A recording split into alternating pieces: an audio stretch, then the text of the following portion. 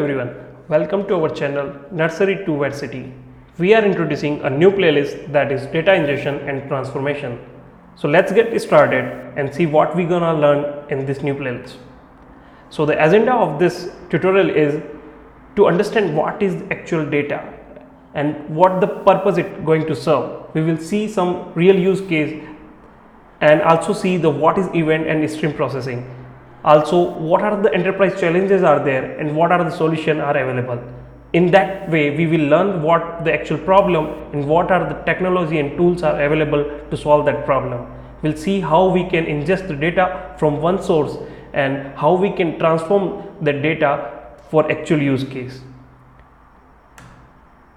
So what we expect that the audience have the minimum prerequisite like aware of the basic Linux command utility and along with some prior Hadoop experience and at least aware of the data technology, what is the SDFSs and the basic terms.